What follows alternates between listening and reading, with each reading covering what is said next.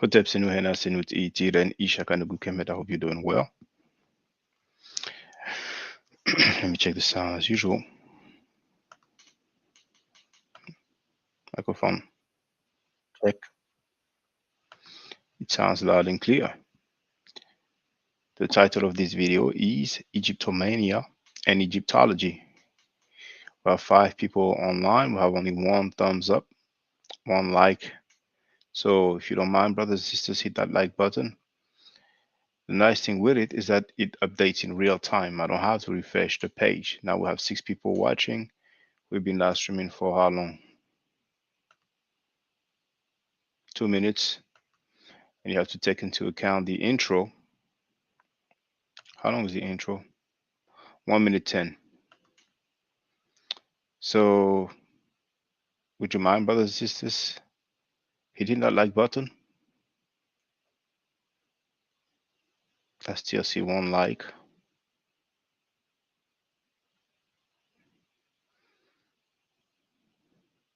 Well, I have time, I have time, so I can wait. But I'm not gonna do the live stream with one like only. I can end the live stream. It's all good. I can do it tomorrow or some other day. I have to do better than these, brothers and sisters. I know some of the people watching are not necessarily fans or supporters, but I wait for those who appreciate the work to arrive and hit that like button. Some people are lucky we don't know who they are when they're watching because I would have dealt with all those people watching now not hitting that like button. I would have dealt with it real quick. We have 6 people watching and only one like. I'm waiting for some likes before I start dealing with what I wanted to share. 7 people watching now, only one like. Hit that like button, brothers and sisters. Hit that like button. It's important for the algorithm. It's important for the channel. It's important for the information. Thank you for whoever hit that like again. I mean, whoever else hit that like button. We have 2 only. 8 people watching, only 2 likes. It doesn't add up. We have Chef already in the place to be. How you doing, Chef? Did you do any investigation to find out about those magical degrees that people or magical qualification that people claim? We already talked about the dude who allegedly has a bachelor's, but got somebody else who's a historian, a linguist.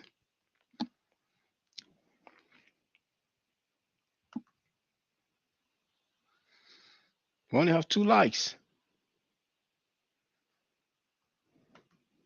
Well, exceptionally, it looks like I'm going to take a while before I start.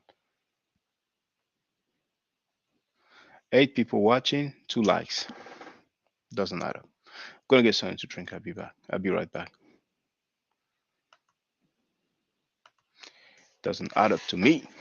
Now we have 10 people watching. We've been live streaming for 5 minutes exactly. Only 2 likes. Doesn't look good. It doesn't look good. Can do better than this.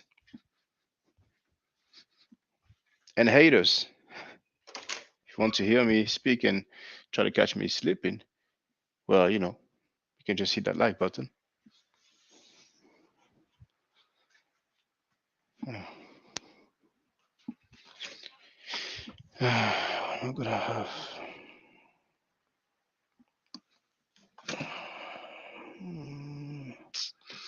Okay, water will do.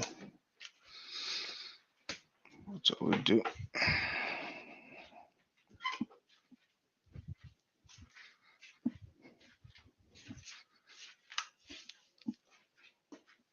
I see you. Hi haters, hi haters, hi haters.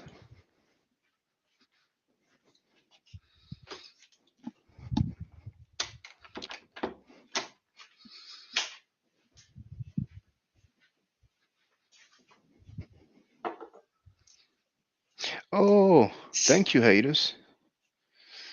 I was gonna forget the reply by Dr. Kaposhishi, PhD in linguistics. I don't have any way of verifying if it's really him, but we're gonna presume it is him.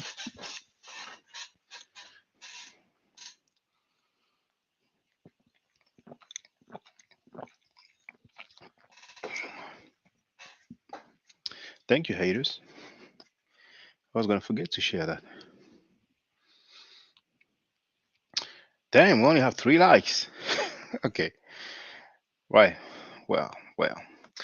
Chef wrote, I'm more concerned about the size music producer claim.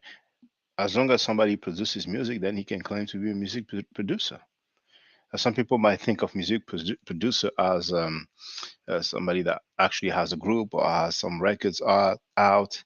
But the way I understand it, it's just like what we call now a beat maker.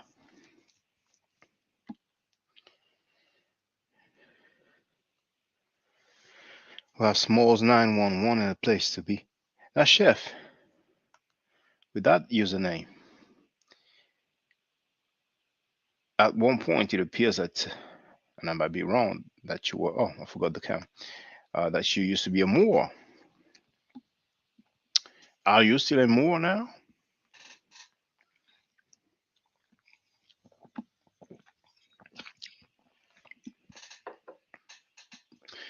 For those who are unaware, if somebody has a L, E-L at the end of his name, or a Bay, B-E-Y,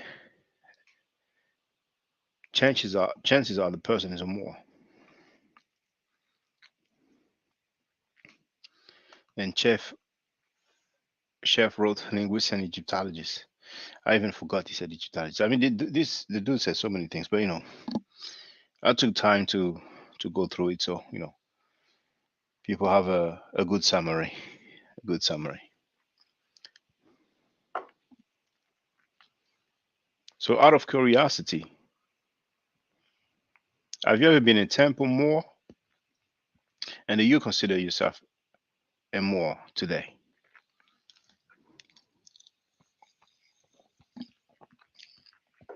The Moors are probably sad now because, dang, in '08, they were really in the spotlight. Really.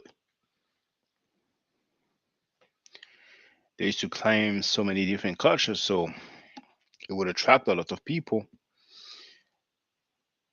But then, with the information being shared so easily now, people have realized that, well, those cultures that they are claiming is actually not theirs.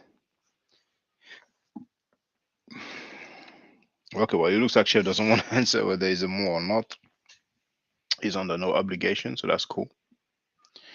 So let me start by sharing this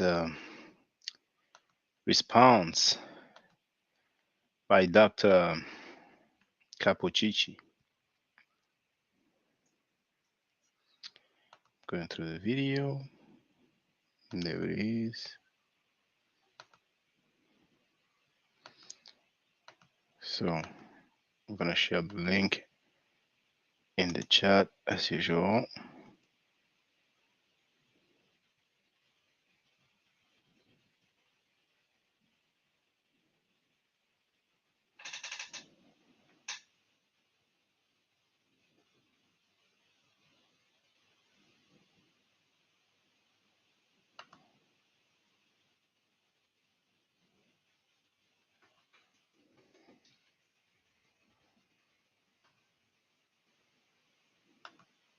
Chef Rose never practiced in that nonsense. So may I ask why you have that L at the end of your name?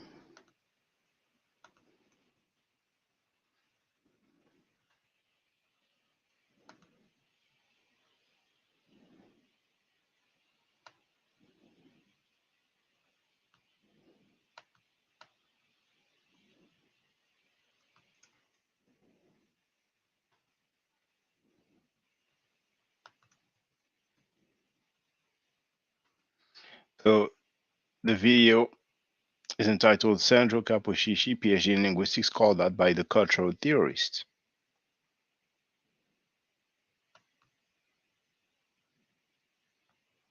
All right. Um, Jeff got that name from his parents. All right. So, okay. Well, thank you for answering because you didn't have to. And now let me share the screen so we can see the reply.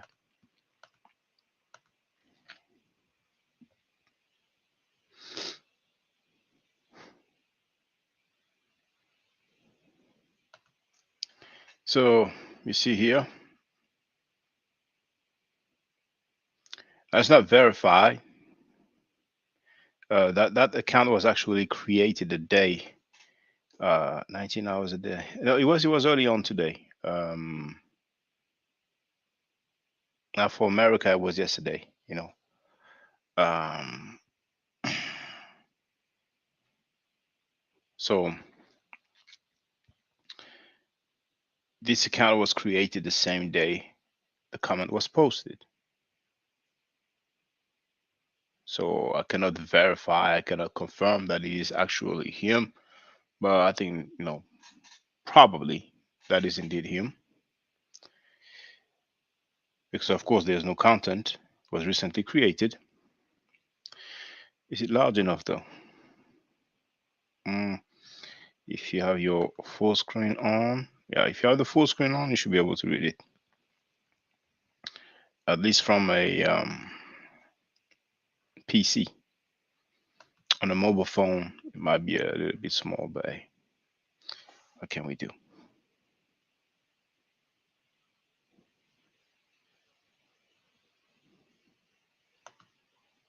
All right.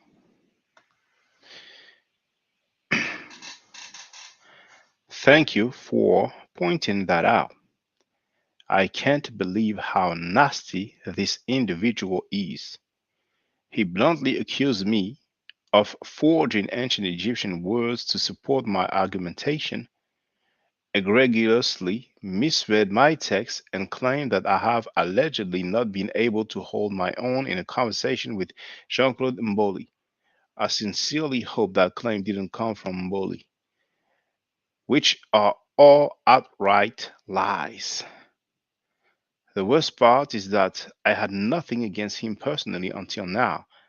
I had even recently suggested his name to an eminent researcher for participation to a multidisciplinary funded project about African prehistory when I learned of his training in computer sciences, despite my poor opinion of his comparative linguistics skills and the lack of honesty he had displayed in our previous exchanges.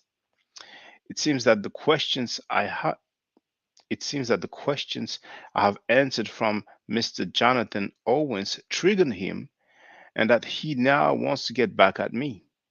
I guess this is a way for him to get on my nerves and debate with him. Well, I guess he can knock himself out, as there are more honest and competent people I would rather deal with. It seems that the questions I have answered have It seems that the questions I have answered helped him learn more about ancient Egyptian linguistics, as he seems to have changed significant aspects of his argumentation since then. Good for him. I wrote a reply, and everybody's free to just go and see what my reply is.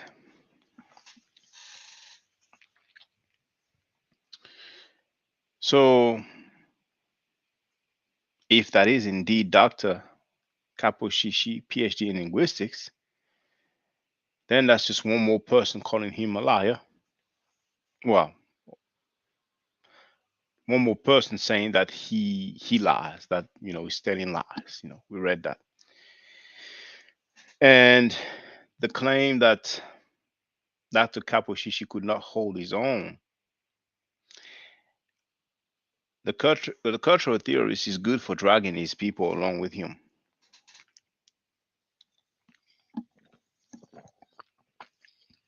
Sometimes in life, people need to take position. When people remain silent, it could be interpreted as a form of validation. When someone is part of your crew, your team, and is behaving a certain way or making certain claims, and the members of the team don't say anything, then it could be interpreted as them being in agreement with the behavior or the claims. Oh, that's better now. I have 5 likes. It's good. We only have 8 people watching though. It's not much, but it's okay.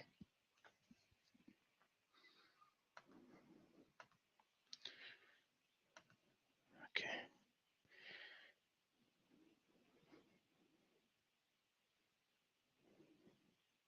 I almost forgot something else. Now, I was on Smashrock was YouTube channel. That was maybe a week ago, maybe a little bit more.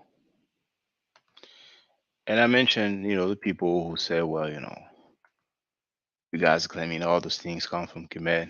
And I mentioned the pizza. I did a quick search, but I wouldn't find the article I was referring to. So some people might have thought, Shaka, I, I like the brother, but pizza right now, it's a bit much now. So here I'm sharing an article from history.com. See, the link is in the chat. And now let's have a look at this article.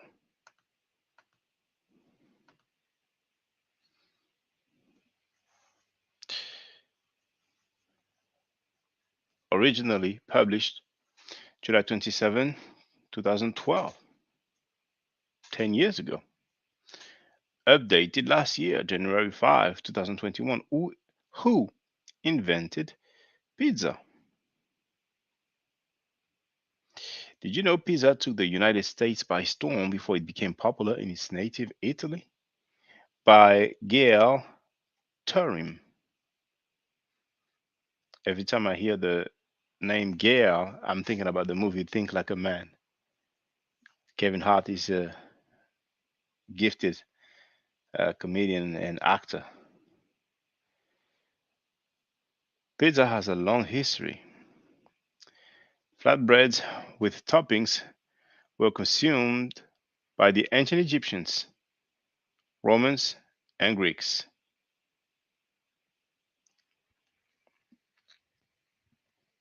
They later ate a version with herbs and oil, similar to today's focaccia.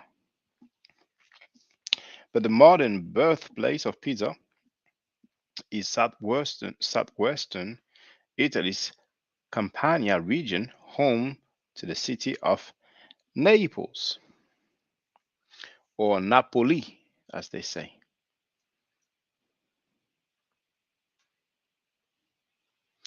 There's another link that I'm going to share, but you've clearly seen here, it's actually the first sentence of the article. Pizza has a long history.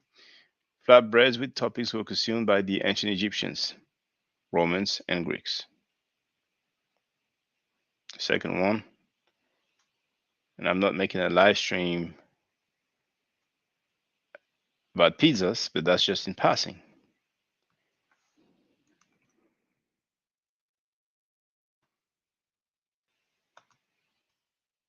Link. It works daily.com.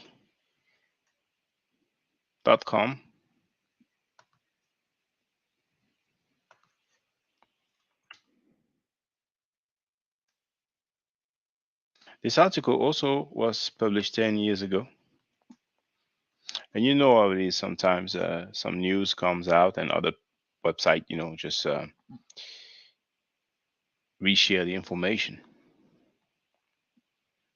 A lot of news websites work that way. You have some news agency, and then other people just, republish the information and they shape it as they see fit. When and where did the pizza originate? The pizza has a flatbread can be linked to ancient times. The ancient Egyptians were expert bread makers, and remains of this type of bread can still be found in many tombs. Flatbread was also popular with the ancient Greeks and Romans. However, the modern pizza is inextricably linked to Italy, where it first became popular in the 18th century. Naples is thought to be the home of the pizza. A description of this type of dish is given by the French writer Alexandre Dumas. Dang, Alexandre Dumas, born in Santo Domingo, now known as Haiti, in 1830. That's the author of the Three Musketeers. Its popularity continued to flourish as Italian immigrants brought the recipe to America along with the rest of the world. So, okay, I'm done with that. We have 13 people watching now. How many likes do we have? 7. Well, it's about half. I want to check an email I just received.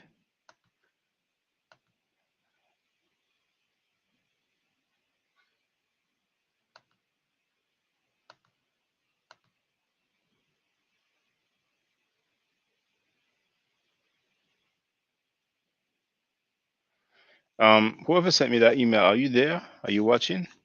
If you are watching, then manifest yourself in the chat. I mean,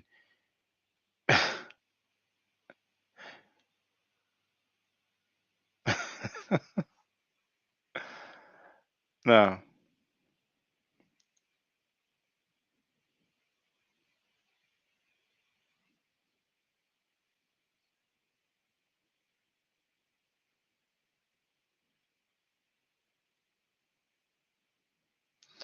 let me show you what I just received.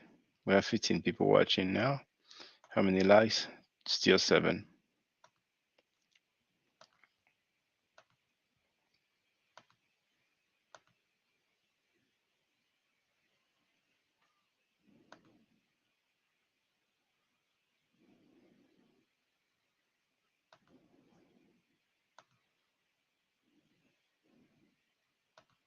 That's the email I just received.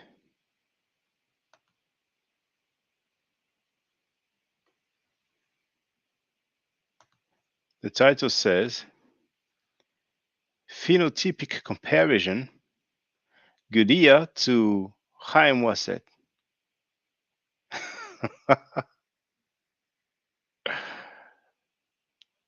So this guy is probably trying to imply that that Gudea and people of the same stock was similar to the ancient Egyptians, therefore that they were black. I'm like, okay, still with that.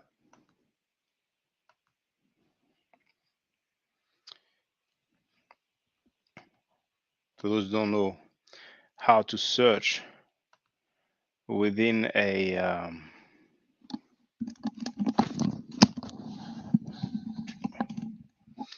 for don't well, he sent me another email with the Louvre Museum, and that's what I'm going to share. For those who don't know how to search within a channel, it's very easy. I will show you.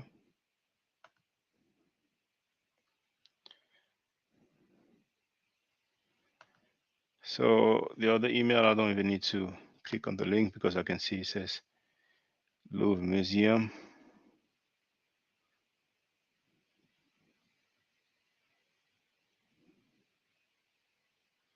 Oh, Amenhotep the Third. I don't recall seeing that picture here.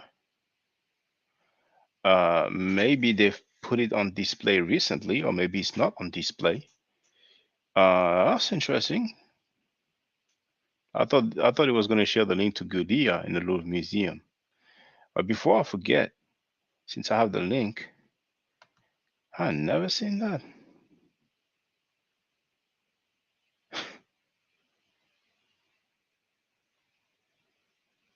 I've never seen. You know what? It's interesting. Now,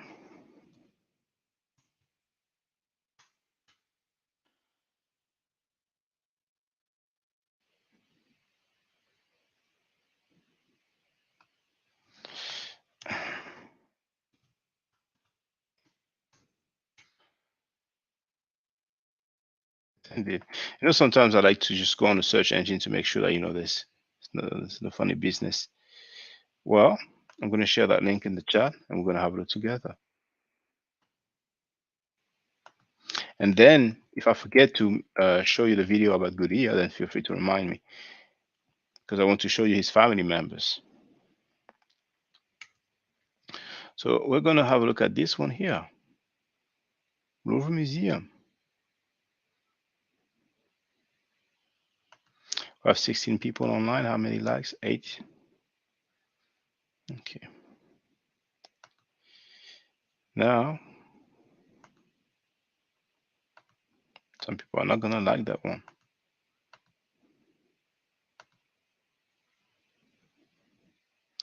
So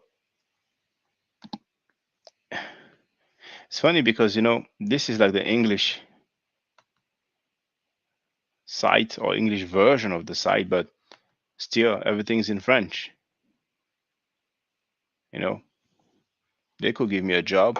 I could do the translation, but it's okay.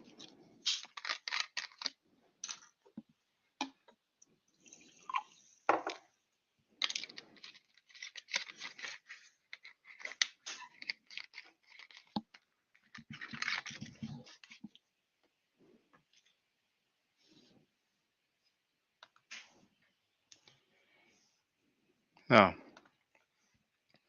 it says statue de couple, which means literally statue of couple, or if you want, then couple statue.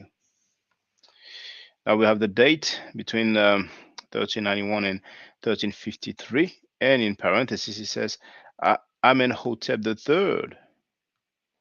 So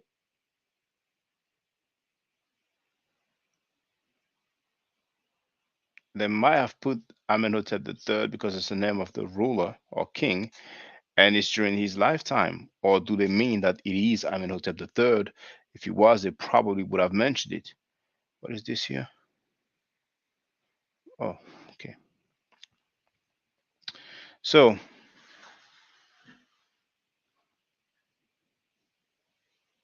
there's going to be a better quality. Look at the nose and the lips.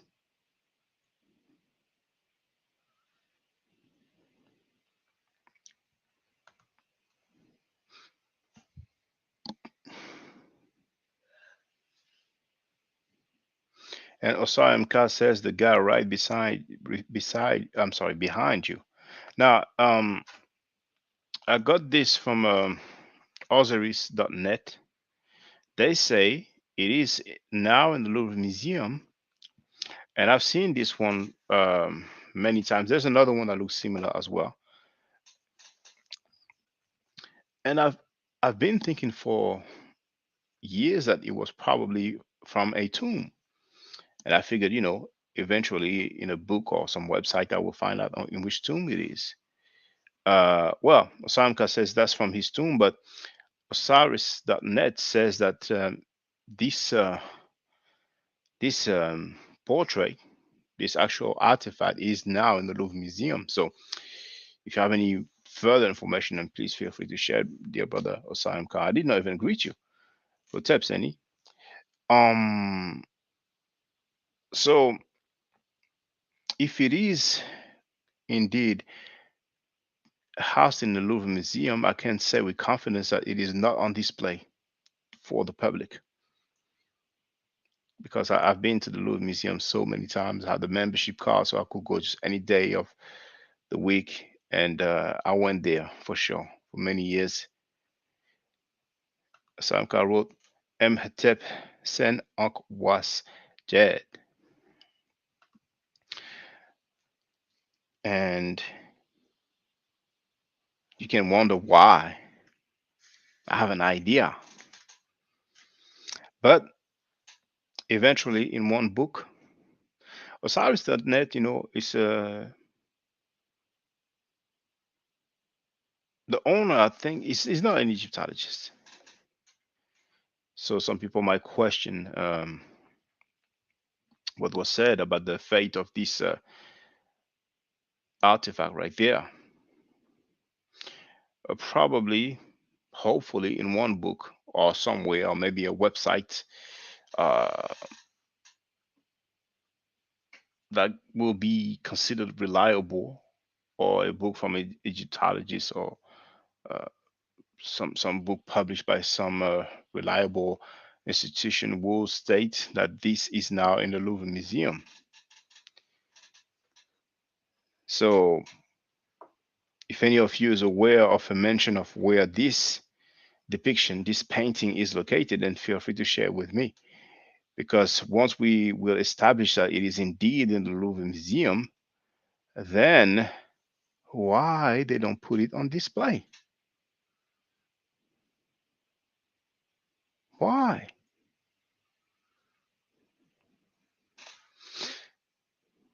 So back to this now. Look at the nose and the lips, particularly the lips. Now you can see the remnants of the red ochre. I've been saying ochre for years, but lately I've been hearing people pronouncing it okra. So English is not my mother tongue. Probably it's pronounced okra, or maybe there's two different pronunciation. Maybe some people pronounce it okra and others pronounce it okra. It's like the land of the bow. I've been saying the land of the bow for I don't know how long. And when I had a class with one sister, she told me that's actually land of the bow. And I told her what I just said. I've been saying the land of the bow for years.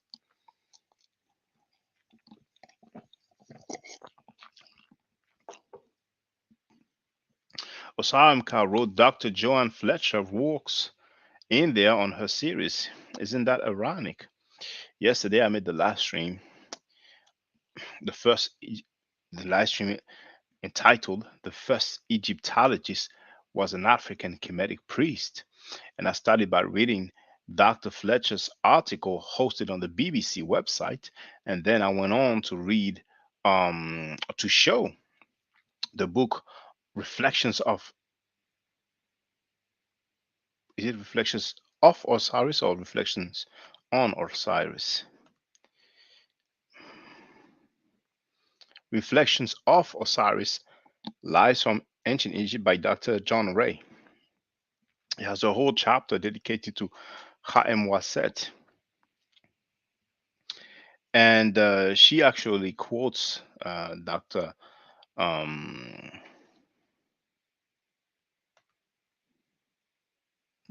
John Ray. So our brother Osam Kai is telling us that in one of her series, because she has done a fair bit of documentaries, she walks in the tomb.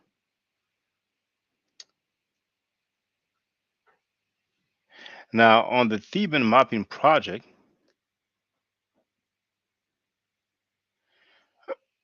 I don't think we have much from the tomb of Amenhotep III,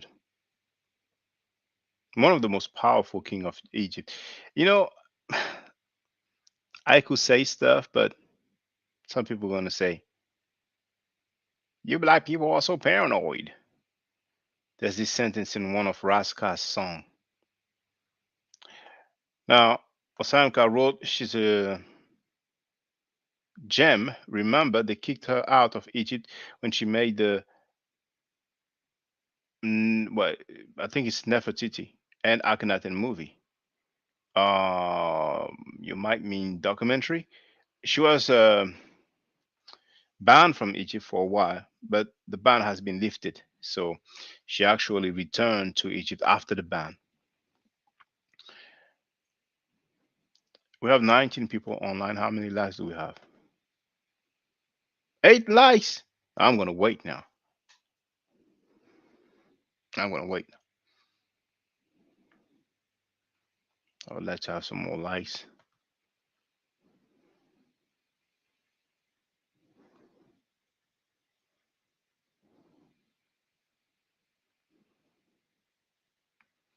But one thing for sure, I want to share the Gudea stuff, the Gudea video,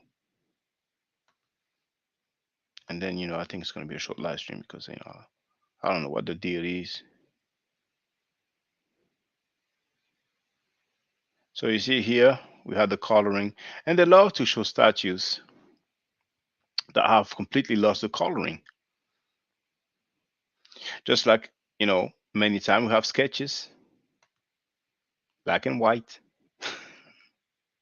and we have some idealized drawing. What matters the most is the text. But let's deal with Gudea.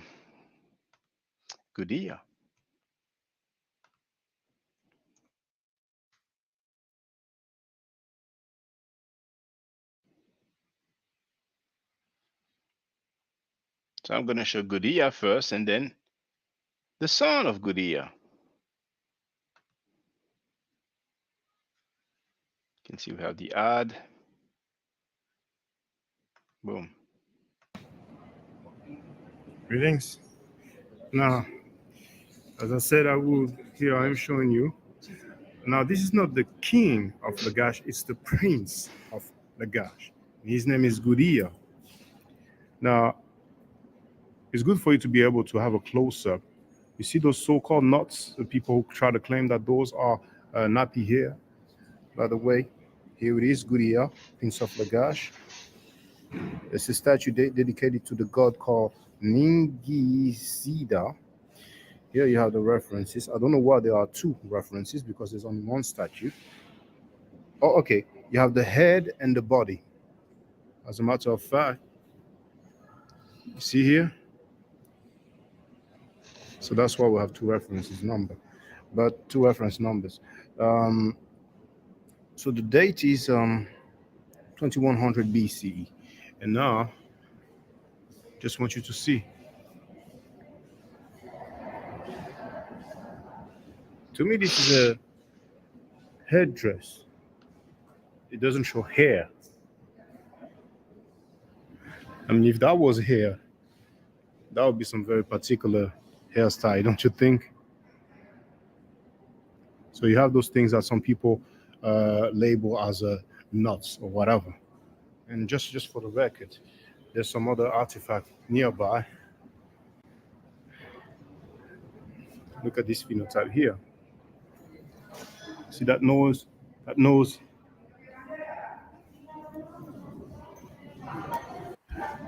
But anyway, that nose.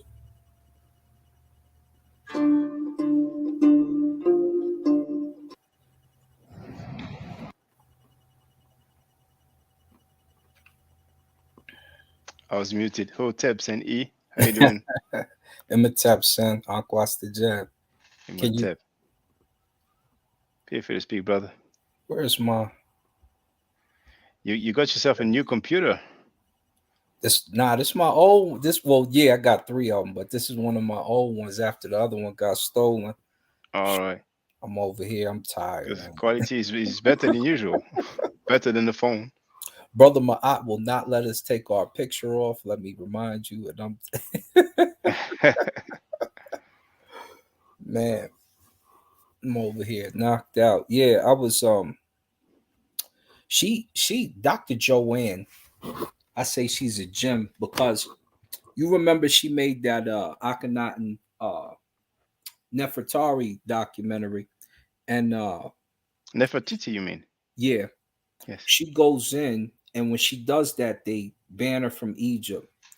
Then she goes back later after Zahi Hawass put his brain back in his head, and she starts to do another series. It's called like Odyssey or something like that. And so she's doing the Odyssey series, and she covers Merit and his wife, and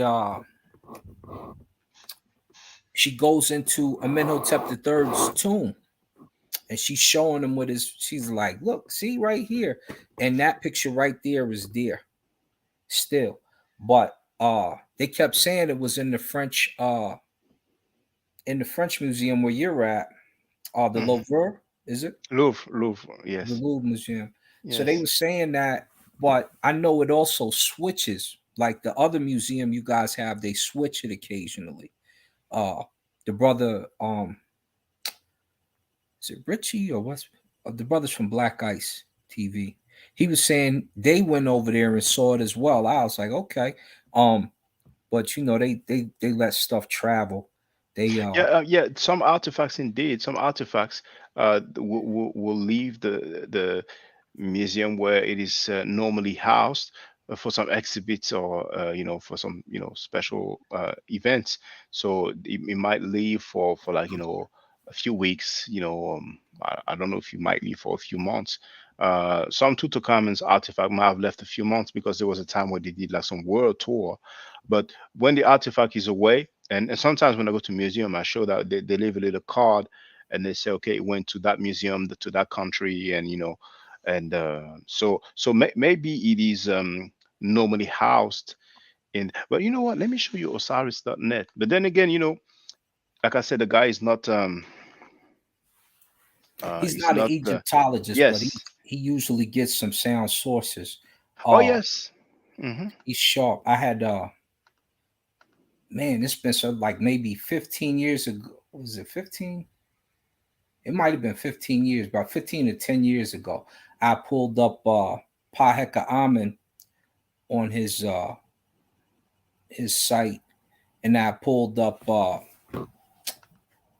what's his name? Like the Onion Festival and all that is on here too. There it is. But Hmm. he had a couple new tombs come in, and he got those ones from the Sudan. And when he got, I was like, okay, so he's still getting pics from over there. I'm gonna get locked in. And then I call my partner in Egypt, Mohammed Gabber, and I say, hey, can you check this and make sure that it's sound? He's like, yeah, brother, we you want to go? I'm like, yeah, when I come next time, we'll go down there again. So he's pretty, his pictures are on point for sure. Hmm. And he must have spent a little money to get in there too. It don't cost a whole lot for certain things, but it sometimes. So your friend went to verify in the tomb of Amenhotep III, and he saw the actual painting. That's what you're saying, right? Yeah, he lives in Egypt. All right. If you ever go down there with me, Mm-hmm. there's you've been I seen you go before too. When you go down there, there's a Pizza Hut and a Taco Bell right by the Sphinx. It's the same store. They own that store. They own the other artifact store, not too far from there under the Sphinx, and they own a few other shops. And then our other buddy in the small village over there in Cairo, he runs the that plant museum where the papyrus Oh is yeah, at. the Botanic Museum. Oh, Yeah, I'm sorry. yeah. So I go in there. I just go where I want when I'm in the city, man. I be like, "Yo, fam, we in here with family," and then I bless them with some paper too. But we they own like about 10 shops. They were pretty instrumental in winning the recent war. Him and his family, his father always headlocks me when I see him. He's so funny, but uh, they own the majority of those shops over there. So on my video, when you see me hop on the horses, they own like about 10 horse corrals over there, them and a few Mm-hmm. other families. And then if you go over there, it's always one of my friends in the picture because they take you on the horse ride. It's either Ali or one of the other Muhammads or. And so I'm always seeing my partners in the pic, and I just hit the like. You just hit the like, like yo, it's black people. I'm gonna hit the like. We you visiting your home, your ancient ancestors. We're gonna hit the like button. Uh, but yeah, they can get access to certain places we can't. Like when you see me in the picture on Facebook, for those who go to my Facebook, I'm in gold and black, and I'm doing the Heru gesture. I'm kneeling. The place where I'm kneeling at is off limits. You can't go back there yet. And it's like the star It's the star ceiling. They're putting it together. I was putting some of the pieces together with them. It's one of the star foundations for one of the Nasuts back there, but you don't have access back there yet. But we can go back there, and it's right behind one of the Merkuts, one of the pyramids. So it's just Cairo. I have so much access. For the Alexandria, I got access. Like you see me in Alexandra's the little cave, you can see they pulled right up on the edge of the Happy River, on the edge of the Nile, just in case anything went wrong. They was going to hop up out of there and be on the boat back to Greece. So you see that, and then so many meters away is the Alexandrian Library. And so we got pretty much full access to a lot of those things like that. Even some excavations that aren't, but that's another thing. So yeah, if we needed something verified, I could send him something. He would go down there and verify it for us, take the pictures and take a video showing that, so we have access to that type of stuff. Mm.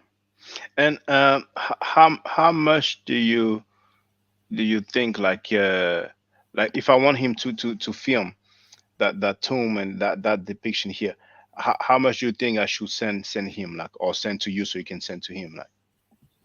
Let's call him right now. Let's find out. Hold on, Yeah, let me see. because I would like to have that video. So if it's not too expensive, I can send you the stuff via PayPal, and then if you have Let's a way to call him yeah, right now. yeah. Hold on, let me text my girl for she have a heart attack. You know how women be. You know how the women be, or they try to kill you over something. Hold on, talking.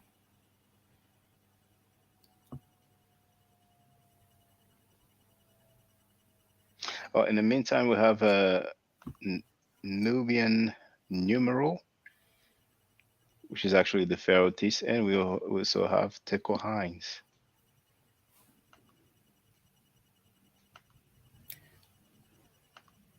There's okay, this is Ahmed. Where is Muhammad at? Let me pull him up. They just started an agency where you can a travel agency. It's called Vita or something like that, and I helped them get that going. Mm. Muhammad Gabber, there he is.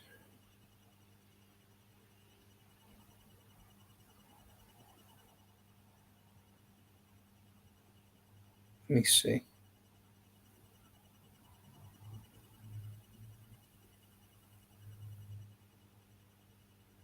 I gotta go to my friends list. In the meantime, brothers and sisters, make sure to hit that like button, and if some of you want to make a donation, then I don't mind. Donate. We about to call Egypt right now. Everybody connected with Egypt supposedly. So make a phone call. Yes, Imhotep 360 was greeting both of us. He says that he's at work, checking in. Imhotep 360, Uncle Jet, Uncle Jason. Dua, Henry. And Nefer Haru. Have a good day. Look. I usually say Heru Nefer. There it is. And Gere Nefer for good evening. That's right. I've been practicing my in Medu Neter the verb usually comes first. So I'm always right now I've been practicing my grammar. Mm. I'm over here grammar crazy. Where's there go my friends. Goodness, I'm trying to look for my friends. I'm so not internet savvy. And I took computer network and I don't know how that works.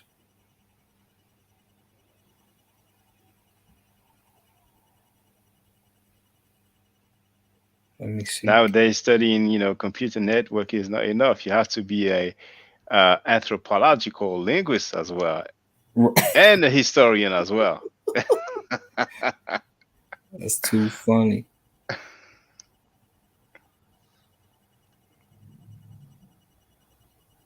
People talk about character, people talk about integrity, and they publicly state that they are historians, and we never seen the qualification. You know. Yeah, a lot of these guys just they're not up to par. They're not the claims are just ridiculous. Um And Ned and Ed just put a smackdown on it. It's like the book was supposed yeah, to be released, like I don't know, like well, he has time. He said 2023, but it's probably a lot of chapters is gonna need some editing, because they kept running around. Well, we don't have the determinative for the scheme. We don't have it. Well, there we go. yeah, Game over. take your time, Nut and Neb. You got when you bust them open, they're gonna really bust open pretty wide because these guys are a mess right now.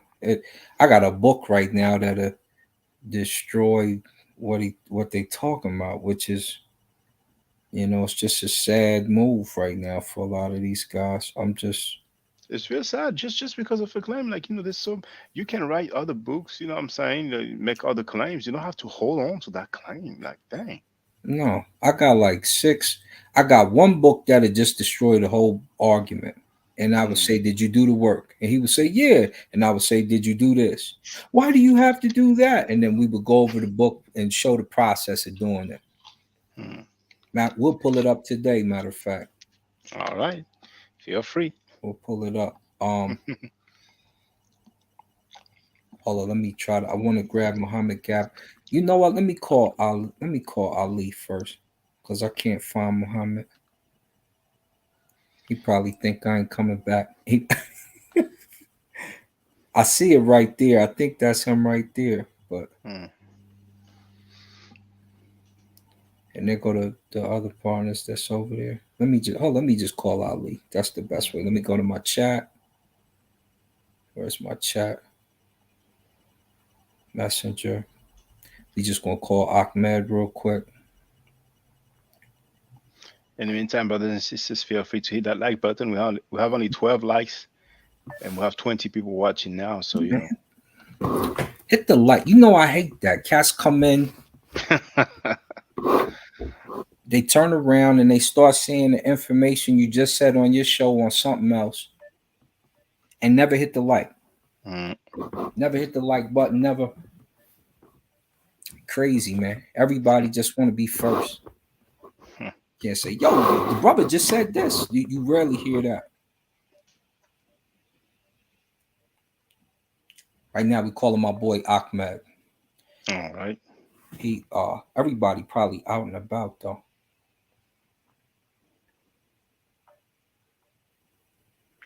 Cause you let me see if Tariq is even. See if Tariq is in the mix. Oh, it's the same time as France, so it's like 10 minutes to 11 p.m. in Egypt. Oh, y'all late, huh? Yeah. That's probably why. Black Egyptian Hotep to you.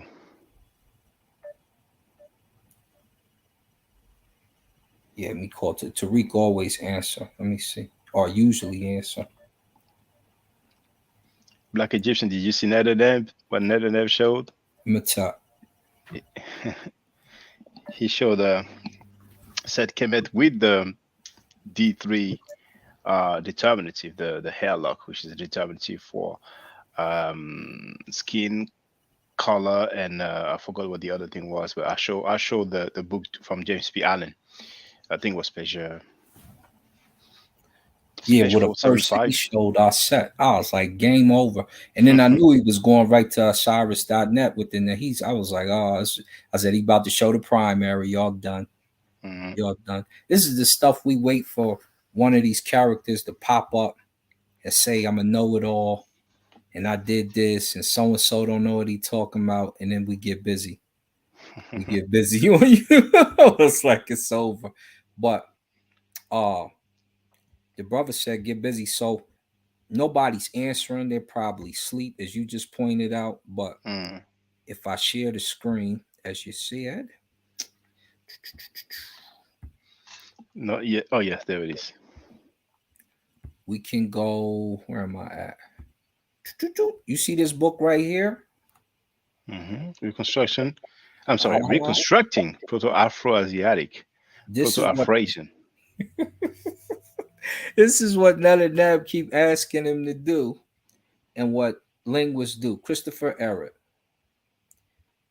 He don't have this book. If he does, he'd have pulled it out and showed the method. So the next time my brother any Harrod or anybody says, show the method, I'm waiting for you to say, yeah, I'll debate you, something silly like that.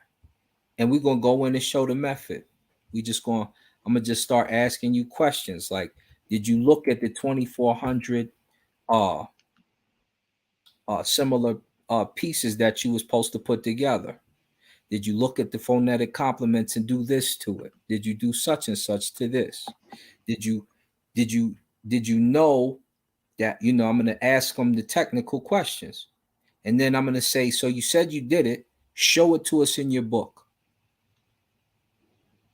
About 20 of the extensions can be identified in the available Chadic data and at least 28 in Cushitic roots. So we're going to ask you questions about the roots.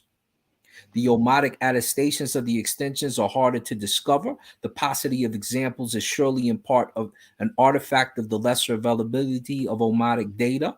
What they're talking about are the different pieces, and this is the only place really where me and Nechanev disagree.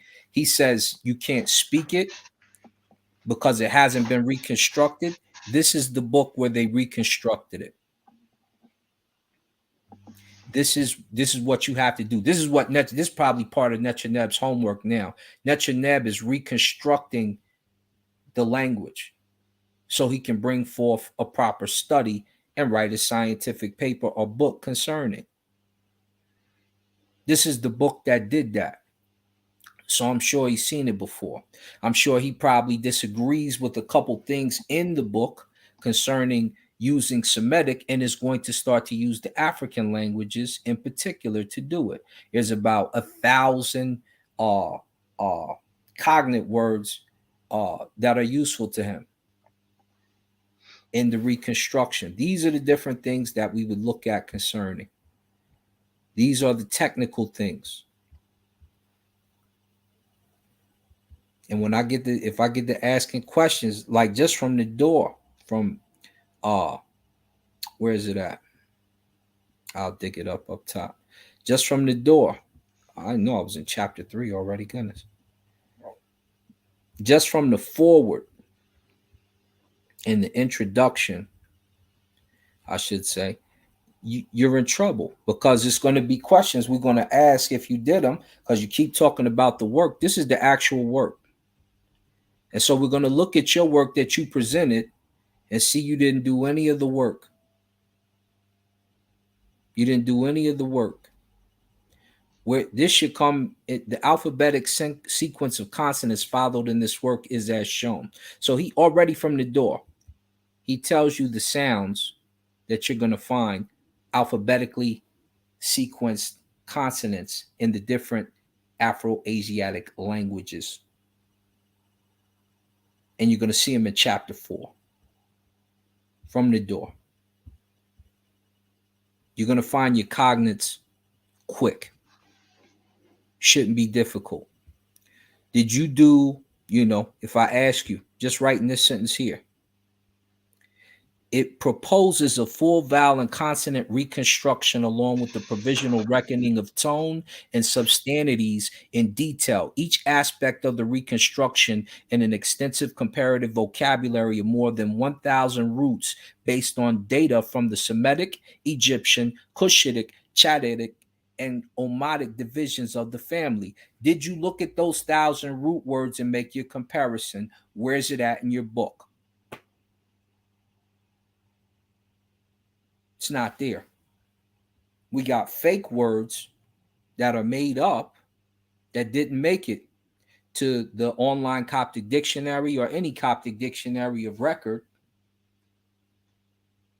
You don't have this stuff. You didn't do the work. You mad at Joe, but you ain't do the work.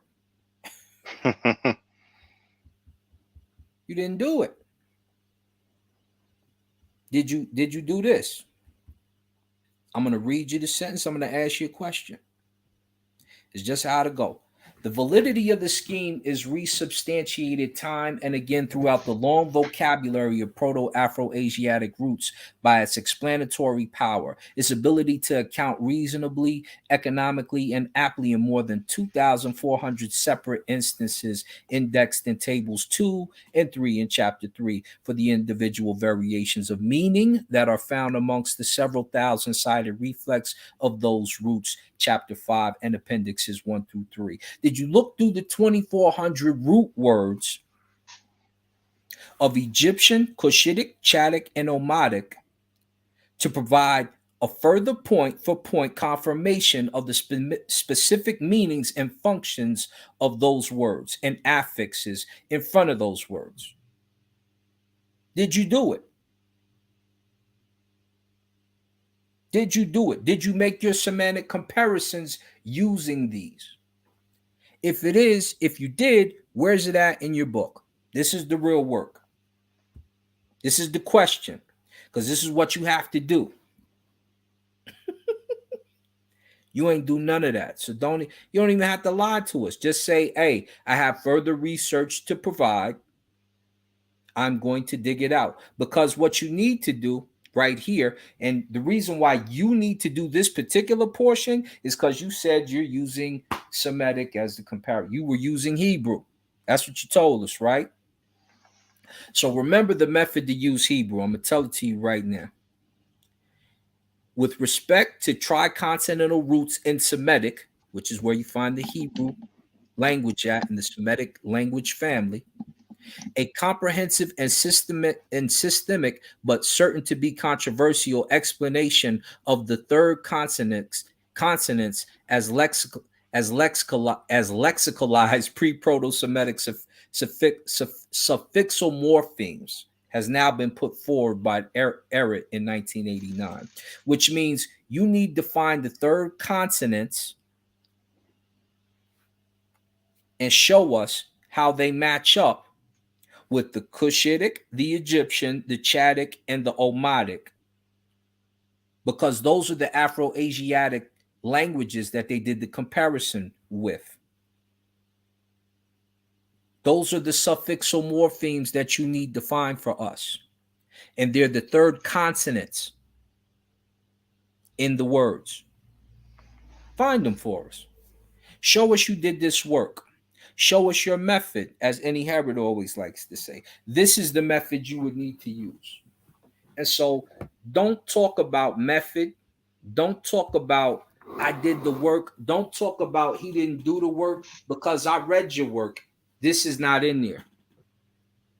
This is not in there. If you copied the work, and I know you did from other books, you should have copied the chapter 3, or you should have ran the Earhart's book in 1989 and copied his chapter on it. And there's another one that I'm not even going to say that's not in here. And there's also chapter 5 showing some of the roots in this book, the root words and appendix in the appendix of 1 and through 3 in this book that you should have copied, since you copying from books, and put in your book. This way I would have felt I wouldn't have felt ripped off. Because if you wasn't going to write it, you should have just directed me to the book you was going to take the information from so I could read the real book. You got a conglomerate of books, and none of them actually has the real method of deciphering, which is important here. So if you're going to make Afro-Asiatic live, like I said, there's only one part me and Netchaneb disagree with is, the spoken part, right? Because you can still speak Coptic. There's only a handful of Coptic speakers left. They say about 300. And we probably need to get to them. And we also need to take Coptic classes, because that is ancient Egyptian surviving. But when you tell me you did the work, and I open your book, none of this is in it. If I go to chapter 3, there's Wikipedia pages you don't even have. You could have copied these. You could have copied this. You could have copied this, and you'd have did a better. You'd have did a better job. You'd have did a better job. Why? Because it's showing features of the Coptic language that connect with the Afro-Asiatic, etc. So because it's Afro-Asiatic. You don't have any of that. You don't have the Sahidic vowels. You didn't tell us where you got the vowel system from. You don't have none of that's in there.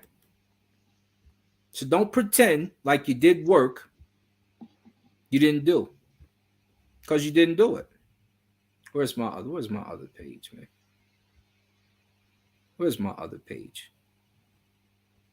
And this is what I don't like when you fake, man. Don't fake, Jax. Keep it a buck. You young and you in the mix. I want to give you praise.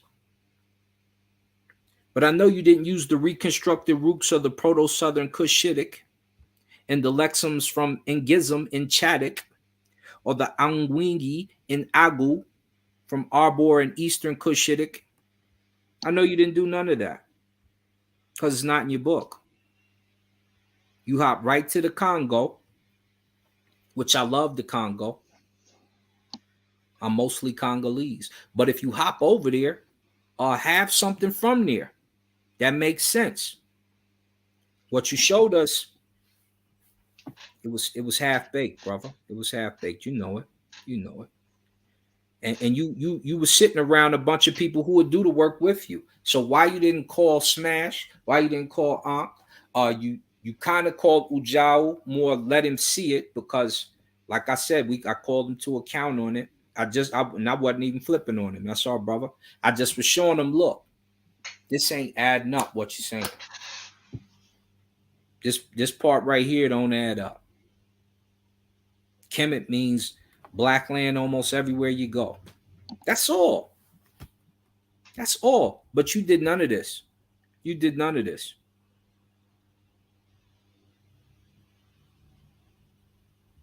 And so, with that being said, you got to go find that book right there. If you don't find that book, that's fine. But just know that's just one of the books. I got like 24 of them. I got like 24 of them, my linguist brother. Since you're such a linguist, brother Imhotep, huh? If you do what you claim, handle your business. I'll be right back. Let me answer the door, family. Yeah.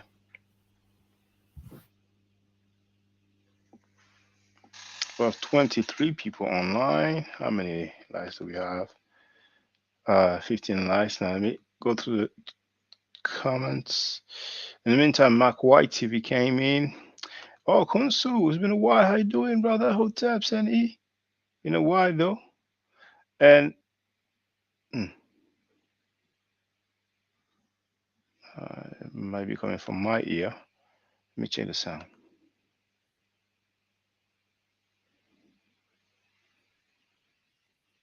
Yeah, sometimes when it's whistling.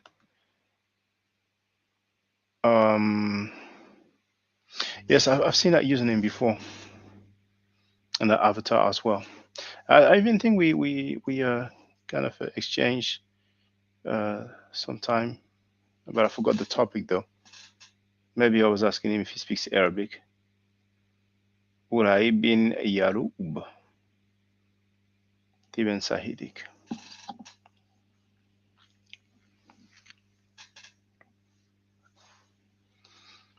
When the brother mentioned the Coptic, it reminded me of the Greek. And I have this app, and every day, several times a day, but I just realized, the notification stopped. Um,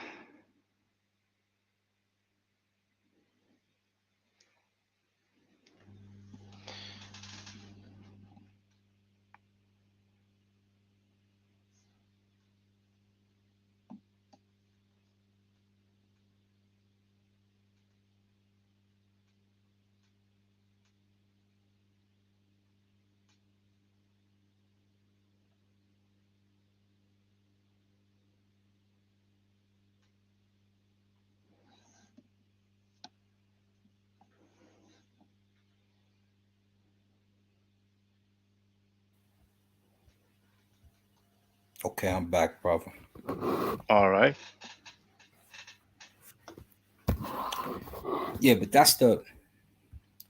that's usually the shame of some of this stuff. And we just kind of sit back. A lot of us just sit back and we look at you and just make a better effort. You know what I'm saying? If I buy a book from a young would-be scholar, would be, uh, I'm excited for your work. I'm hyped. I'm like, yeah. If I read your work and I'm like, did he just copy and paste this whole? Wow, I got that book over here. And you should have just said, you should buy this book. This is a great book to learn such and such. That's what you do. You don't copy, you don't steal. It's called plagiarize. It's called stealing. So where you do some of your research is decent. Some of it's pretty decent. But all you had to do is ask. The leading scholar in Arcadian, he's and I'm sure you've seen because you follow me on Academia EDU. We good people. We good people. We've been good people. He could have did your translations for you. Me and him is talking about doing a project now. Because I showed him something with Shu and some of the things that the Arcadians say concerning Amen and Shu and the owl, which you guys couldn't seem to find to translate in your book either. We don't know why the owl is what it is. I got a whole program on the owl, and it leads into the Arcadian and how they would pray and how they would do some of their astrology at that time, and what the owl meant, and how the owl, hawk vulture, as they call it, is synonymous with the one in Egypt. And they refer to Amun in the particular prayers and all that stuff. So, those are the things that we expect you guys to do when we say do the work, right? There's certain books we expect you to have, you linguists with no degree, there's certain things we expect you to have. You should be able to do these things. Don't play yourself, because now you're out here explaining. And as soon as someone asks you a question, it's not like one of our shows. If my aunt says something and you come and you ask, we ain't mad at you. We excited you asked. It's he does want the information. Good. Oh, you don't understand. You probably fresh out your 30s. If that, you probably still in your 30s. You're a baby in the game. You don't No, understand. he's probably in his 40s now. He might have just crawled. You might be 42. You just crawling there. We're just babies. I'm about to touch my 50s, right? You still young. And that's your response to people who want to learn from you. They're retarded, they're ignorant, they're slow, and you run He was around here looking like Rudy off the Cosby Kids. Knock it off. he was hyped up and gassed up for 10 years, so you know he's extremely confident and full of himself now. But for 10 years he's been making very strange claims, and people applauded him for that, and now the transition is difficult, you know Yeah. As soon as somebody because pull your card. the allies in the Egyptian text, that was over 10 years ago. I was like, what? And the funny thing is that the ally in the Egyptian text um shocked me so much that all the other claims, I did not really, dwell on them, did not really register them, but in the same breath of Allah in the Egyptian text, during the same time period, he said that Allah is an indigenous African God, that the Hebrews are Africans, that the Hebrew language is an African language, that the Hebrew language is connected with Yoruba language. I'm like, damn, how many pseudo stuff you gonna say? Right. That's when he was in his Hebrew Israelite phase. You got to realize you Well, no, grown. he was no longer at that time. At that time, he was no longer. He was a former. I mean, if I cannot, speak for him, but he was. I would say was fresh out of the Hebrew Israelite dogma. You know. But I mean, even if your Hebrews were like Zion Lex said that Yahweh is Nyame. I'm sorry, Nyame is Yahweh. But besides that, that's probably the most pseudo stuff I heard him say. But on the other hand, the historian anthropological linguist is so many other claims. And of course, when he told Dr. Kambon, I don't see any reconstruction of Yoruba and Akan in your work. This is coming from a self-proclaimed linguist. Oh man. And that's Like, crazy. This is, guys, they cop in, they start talking. I'll get my point in, and then they'll cut you off about 15 times, and I'll wait. And when they finish, I'll bring the sword. And if the people listen, they understand who got stabbed. But I'm not going to, I don't banter with these guys. You want to debate? Like I said, get your PowerPoint ready. We get down. Solar Vision Debate League starting up here, coming up in October, I want to say. We'll get busy. We can get busy for real with structured frame by frame so the people can see it live. You will die on your points. Because I start to ask those questions. Where did you do this in your book? Can you point us to the page? Get your book now. Let's see the page. And you'll get the blah, blah, blah, blah, blah, blah, blah, blah. And after you take about a minute, 30 seconds, I'm going to say, all right, so he can't do it. So let's go to the next point. Here goes 2,400 words. Can you recite 10 of them? Go. And you just going to sit there and die on your hill. You're going to die on your hill, B. And it's it's because you're making claims you haven't done. What you did was you found some good information you thought in a few books you read. You copied and pasted it, and you made a few sentences of your own to make a book order and structure, which will always look good when you copy and paste from a PhD. But when I call you to account on the information you copy and pasted, you can't tell me how it's done. And your brother, my little brother, Andy Harry, what's your method? What's your method? And I shot, like I told him, he could. When I answer my brothers always just say this. I say, I did this. I compared these two languages together, and then I put it forth. Because I'm not a linguist. Do I know the method they use? Yes. Did I do the whole? No. Because I didn't write a scientific paper. But any scientist sees my work and they say, he's right. That guy you mentioned, Ini Terito, that's the one I nicknamed Batishon. And I heard him and I read him, is asking people, what's the method and how do you come to that conclusion? But he's not asking that question to his guru. He's not asking him what's the method to say that Allah is an indigenous African God and all the other funny claims that, we've heard. So it's just a double standard. Basically, this is my master teacher. I think they used a good method. You don't have a method. You don't know and so I always ask them back. I said, what was your method? Did you get the book? Yeah, we seen your book. Well, where's the method in the book? What method did you use? And they don't have one. And I can name the methods in the book I just showed you. And there's about 24 books that cover methods. To reconstruct Indo-European, to reconstruct Afro-Asiatic, because it's a Proto-Asiatic language. All of that stuff. I can show you the method.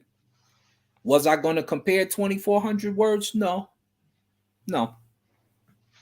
I don't have the time. But you say you do. You say you do. You say you did it. So say method to me, and I most of this stuff we just waiting for one of y'all to be silly enough to when I hopped on Garfield's show and asked if y'all wanted to get busy, maybe I would have pulled it out then if you would have accepted the challenge. But half of this stuff we just sit on and wait. We wait for you to be silly. Go on and step on the landmine, Goofy. That's how we do you. But honestly, it's not for us to disrespect you. It's because we want you to get better at what you do and quit trying to act like you're the only one who got a pedigree. Because you don't even have a pedigree. You're not a linguist. You're not a linguist. You're practicing. You're like us. You're a novice and you enjoy the field. We get it. And when I heard him talking about Dr. Campbell's thesis and his PhD and saying this is very basic, very narrow, I'm like, man, man, do you hear yourself? Right. Right. What a If it's so punishment. basic and narrow, then why didn't you get it? Diminishing people's accomplishment that takes years to achieve. It's not flaw. No, not at all. And you don't have that degree. You have computer networking, we think, because you said you had computer networking. And you don't have to verify computer networking. You just can say I did it. So I don't know if you had a certificate. Like if I tell you I got a certificate, I'm gonna pull up the certificate, right? So He studied physics as well. we all study physics. What degree did you get in it? Yeah, that's Where's the your difference. certificate? That's the difference. You know. I was studying physics last night. I think I'm the only one of these supposed scientists that have actually pulled out a biology set on camera. That same biology set I recently gave to a little girl who they're kind of economically down, but I'm on video pulling it out. I'm on my telescope is up here. I ain't give that away, so my astronomy is intact. Um, these guys they're just I don't know they don't be so proud you can't take an L, or don't be so proud you can't take a step back concerning information. We all learn.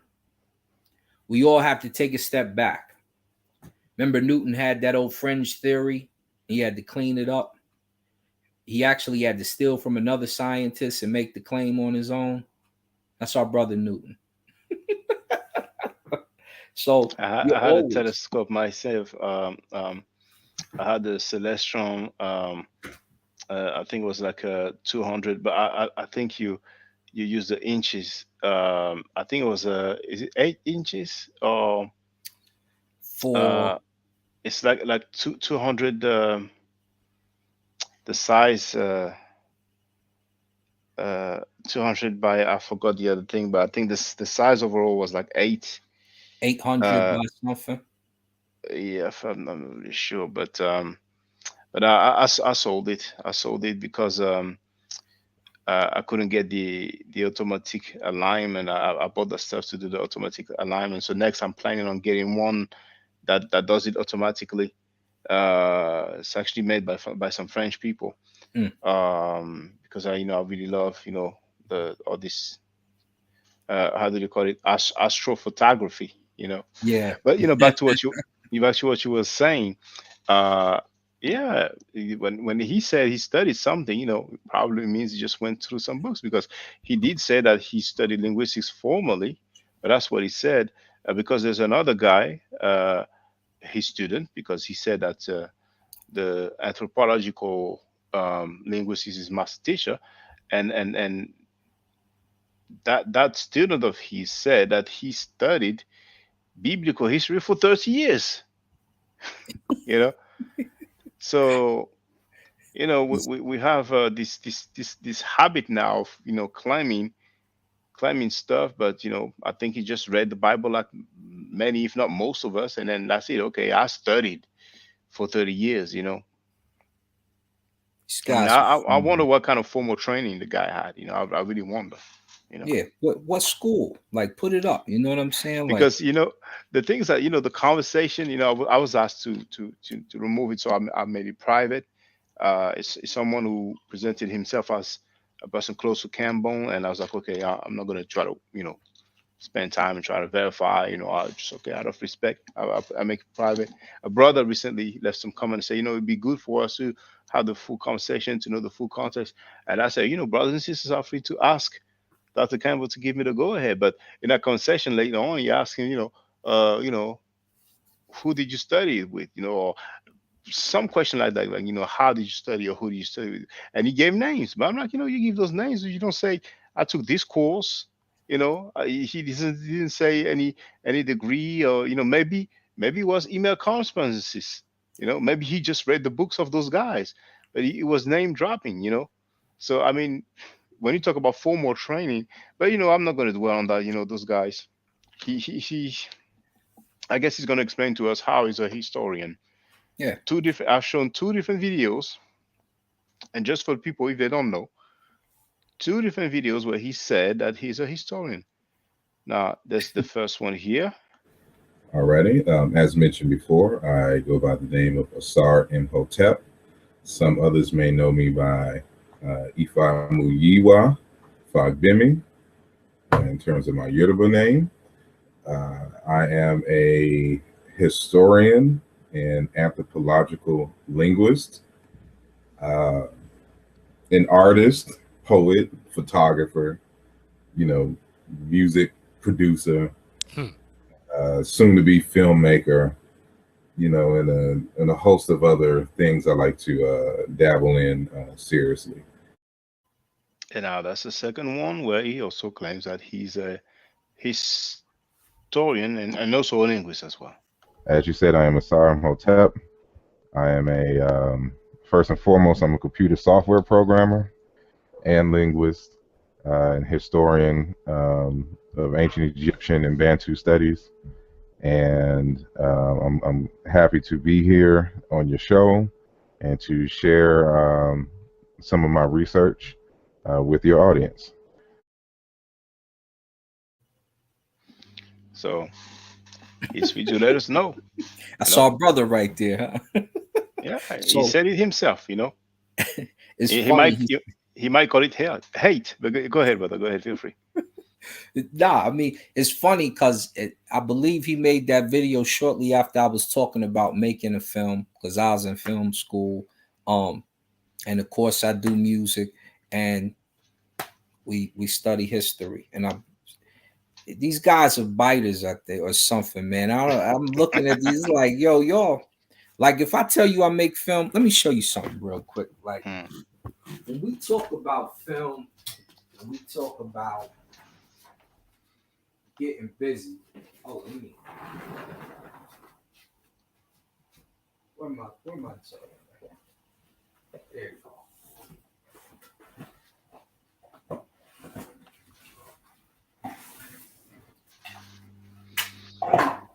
Let me explain something to you. Let me explain something to you, man. This joint. If I'm talking about film, is it in here? I think it's in here.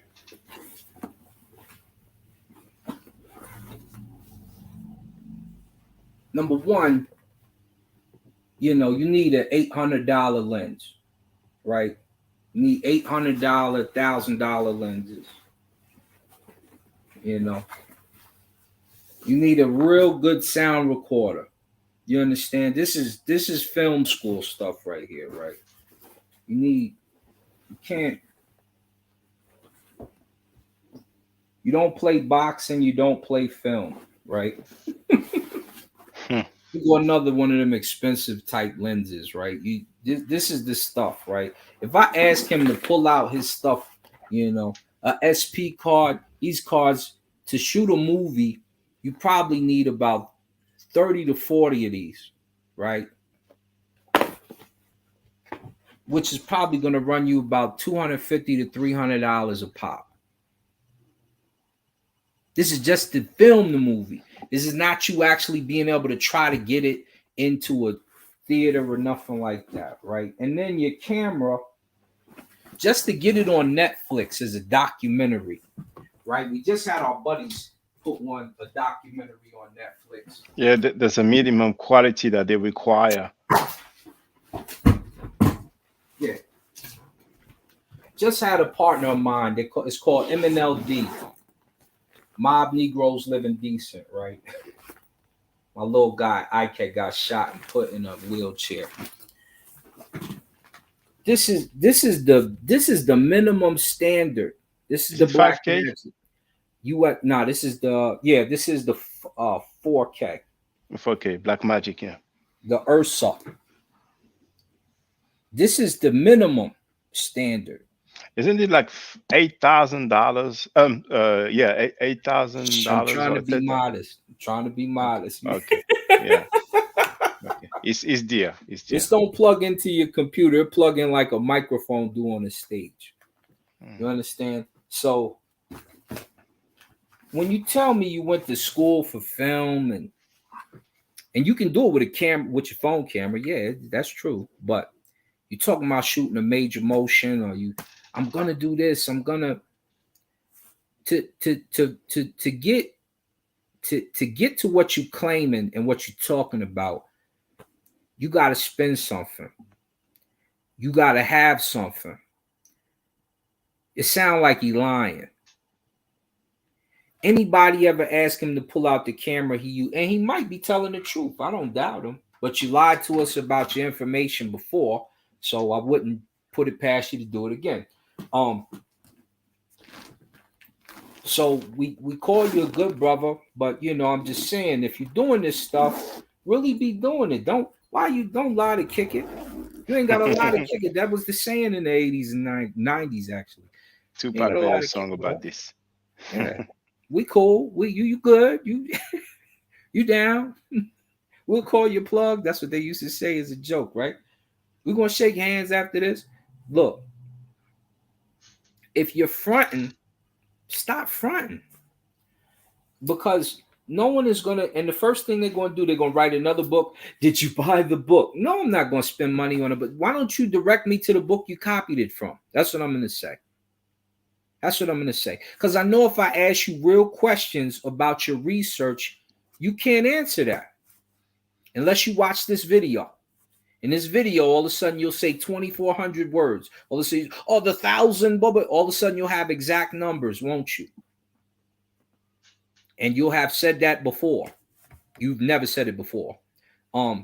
Any Herod to say, no, he had the method. And we've never seen the method. It's not in your book. So stop fronting to those of us who get down, man. We get down. We get down. We know what it is. And that's not a slide to you. We just saying when you in your lane, stay in it. This way there's no car accidents on the road. That's all we saying. Because what he say? Y'all just put me on. He like, so those Negroes who are slow in school, it must have been you. You probably lied to kick it.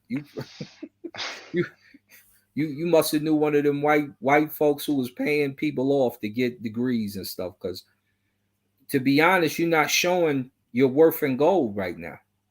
You looking really copper. You looking real coin, nickel, even. You need to step your game up. Don't put out another book where you done copied a whole nother author. Don't do it. Don't do it. When I do this, let me pull up something. This hadn't been done in the fashion I did it. Where is it at? Why we call Kemet the Black Land. I'm going to show you something real quick. And it's not even done. This is just the beginning portions, right? And I put some pieces out so that we could see if what I said was what it is. And none of them had an issue with it. One brother had an issue with it, but he just had an issue with it not being written scientifically because the other claims didn't, they didn't substantiate. We were talking about putting the Medu Neter together so we understand the meaning of the word Kemet. That's not done. That's not done. You see it in dictionary entries, but that's it. That's it. You don't see the method. If you don't mind, I can share. Yes, of course, brother.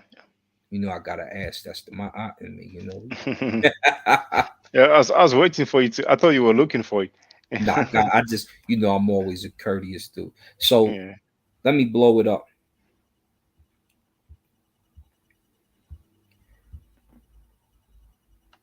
So when I do this,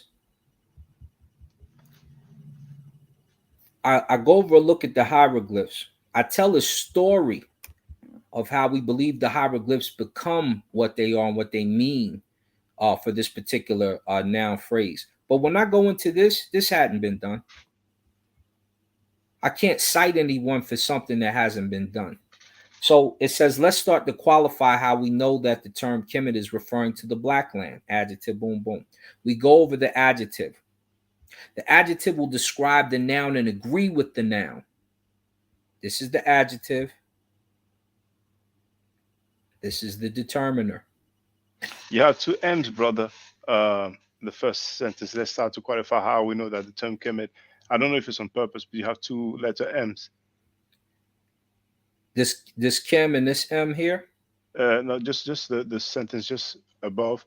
Oh yeah, spelling yes. it. Yes, because I'm spelling it that way. Okay. There's a particular thing that I'm putting forth concerning this. Me and there's three other people who are doing it, because this is Kim and this is M, and even though they go together phonetically when we pronunciate it, we need to go into that Coptic a little bit. We need to go into a few things concerning how things should be spelled.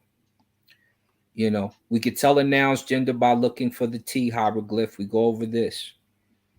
When an adjective is used as a noun, it will have a determinative sign to follow it, such as Nuit, to clarify its meaning. Talking about Kemet. This adjective becomes a noun phrase, basically. And when I go over this, I explain to you how the noun phrase becomes Kemet. Feminine singular in the vocative case. We use it as a place name for the country, and it can become a singular grammatical unit where the adjective Kim joins the M, the ow, to make the noun phrase Kim by adding the feminine T. Genitive, it becomes Kemet. And when we add the determinator, it becomes the toponymic place name, which the doctors and PhDs agreed how I came to my conclusion. That hadn't been done.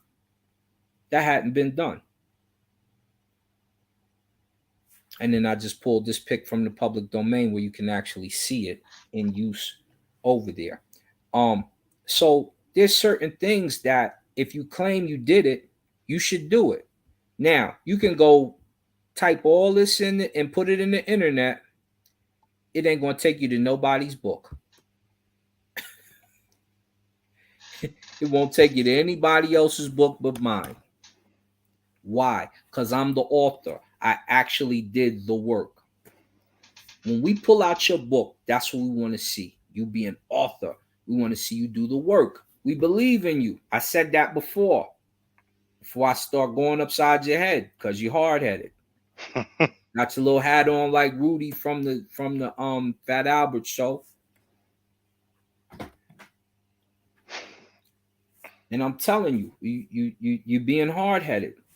You need to really go do the work. Don't copy paste nothing no more. Don't tell us, oh, you're not on the level.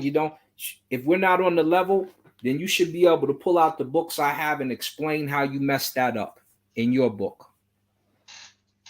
That's what you should be able to do. Explain to us why it's not in your book when you did the method, or you claim it wasn't done. When I can click right on the book. I ain't sharing no more. Hold on, let me share again. Let me share. I ain't even on the book. You should be able to just click. You should be able to click and show. This is not rocket science, right? If I say I did a course, this is a Coursera course, but it has math.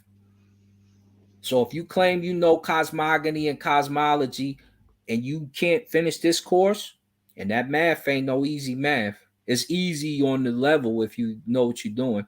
This is from Tokyo. Hiroshi Murayama. You can go take that course. Finish it with the math. Konnichiwa. A lot of people won't come back with this certificate right here. I know that. Watashi wa Furusanjin. That's me. That's right there. That's your brother name. Remember, he called me. He said Adrian. Yeah, Adrian passed the course. You got to pass the course. Don't tell me about no science. You can't pass no courses, man.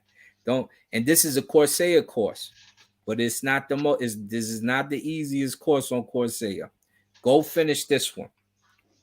and he's won some prizes. I was saying Nobel Prize or something like that. He's won a different prize. So clarity, it wasn't a Nobel, but it's a very high up prize in science that he won. But once again, like I said, you should be able to take us here and show us why. You should take us here and show us. Maybe you need this book. Copy from this book. Copy from this one right here. If you copy from this one right here, I might buy your book because it's a good book. And if you don't know what the book is, once again, Reconstructing Proto-Afro-Asiatic. So when Netanyahu calls you to account and you say, it's so many, no one has, you can refer to Christopher Ehret. And he ain't the only one that did it. But he got busy. You understand? Vowels, tone, and consonants and vocabulary. That means it can be pronounced and enunciated. You didn't put this in your book. We needed this part. This is the part the scholars at. This is why Mario Beatty got on your head. You was talking about, I don't teach those that are not on my level. Of course you can't, because you're not on their level. You're lower. You lower tier, bud. You got lower tier information. Now you crying tears about the information. But if you're going to copy something, come to this book right here. Let Christopher Ehret guide you a little bit, brother. This ain't the only one. You want academic EDU. I'm going to help you. When you go in there, type in reconstructions of language and tools. Type in stuff like that so you can actually get to something that's fruitful. This book is not in there, by the way. If it is, I haven't seen it. But there's stuff you can do. See, chapter 1, basis for reconstruction. Chadic evidence. We ain't got to go into the book to see you ain't did none of this. We just going to all I got to do is go to the table of contents, brother. I'm telling you. And I'm not a linguist, but I speak 8 languages. So I'm telling you, this is the difference between us. When you start talking about intelligence and wisdom and yeah, you need to wise up. Because when you steal, we just passed the law in Denver about stealing. You get 3 years automatically. You steal a candy bar or a car. The lady said it last night. Steal a candy bar or a car. You're getting 3 years. We're tired of it. Well, you keep stealing from people's books, not writing your own information. We're tired of it. We need you to write your own information, buddy. We need to see what Asar Imhotep thinks, not what Mboli wrote so-and-so years ago with fake words. We need to see what Asar Imhotep thinks, not what the European lady wrote down the street who was graceful to you, happy to be interviewed by you, and probably saved you from getting a lawsuit. We need to see what you think. I don't have to worry about a lawsuit. You know why? Because I'll cite the work in my studies before I use it. How did that lady probably saved him from a lawsuit? Does she have the plug like that? I believe so, because he copied from her book. My man Joshua, my man Josh, shout out to my man Joshua Kane, shout out to my man Kansu, shout out to Team Osiris. Except for Domo, you're gonna get that work, Domo. You know what it is. Domo, get ready. The season is starting soon. Shout out to Domo too, young scholar on the rise. He trying to do his thing. But when it comes to doing this work, shout out to Chris too, my man Chris. When it comes to doing this work, if you use somebody's stuff and they catch wind of it, that could be a problem. They usually send a cease and desist. Like I had a guy try to copy one of my comic books. Sent them to cease and desist. Now I could try to persecute him in a state of, in the law form. But I'm from the hood. So if somebody go by your house and knock on your door and ask you what the deal is, understand that this is my life work. Don't disrespect me, Don't disrespect me. If I'm writing one of these books, you can disrespect me a little bit, it's legacy, but it doesn't mean as much. We've been doing book work for a long time, you know. So don't disrespect me. This case here, he had copied her work. Next thing you know, my man Joshua Kane was on the case. He was on, oh, look, the plagiarized. They took this from this and that and that. You can watch Team Osiris video concerning, and my man Chris and them and all that. When you do that, they start to make phone calls.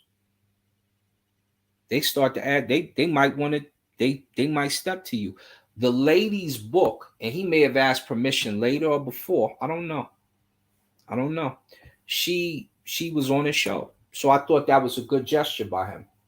It was a smart gesture, if nothing else, because if she would have been mad, that's a problem. Lawsuit. Yeah. She get on your head, buddy. You know what it is. But you know the thing is, how is it, how come it gets a pass for plagiarizing several authors in several different languages? That's a good question. That's a good question. You know, anywhere else, like in academia, you're through. He's pretty much through. They don't respect your effort no more. In the Black community, we're forgiving. Africans are always forgiving. That's why some of you still love Jesus out here, because you forgive. You're okay. You know, you forgive a whole lot, but no disrespect to any of my Christian brothers. Some of y'all still love Allah subhanahu wa ta'ala. You know what it is. It is what it is, right? So this is the deal. You have to be original.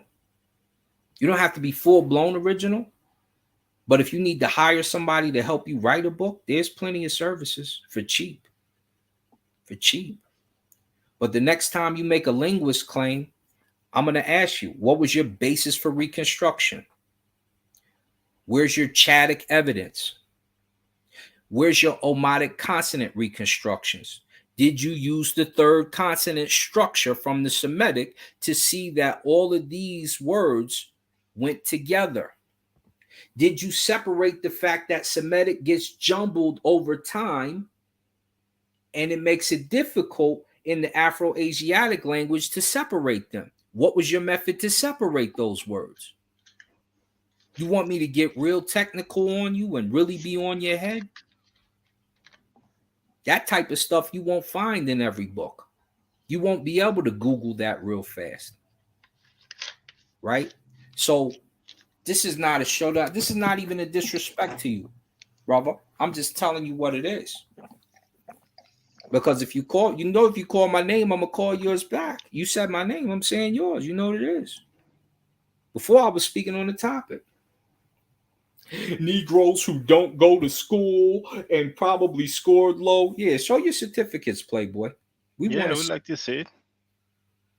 We'd like to see any certificate or degree that says historian.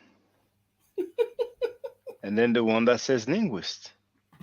Let me see your camera. You was about to shoot a movie. Let me see your camera, B. What kind of camera you working with over there? You better not pull out no Canon. I want to see your camera. If it doesn't say historian, then let's see a certificate that says history.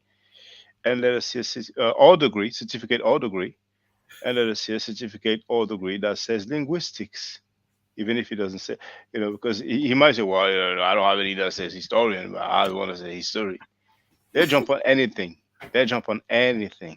I mean, that thing that Brother Unk has allegedly said, they stretched it for a good hour or so, but on the other hand, we have plagiarism, and he's not addressing it. Why is he not addressing it?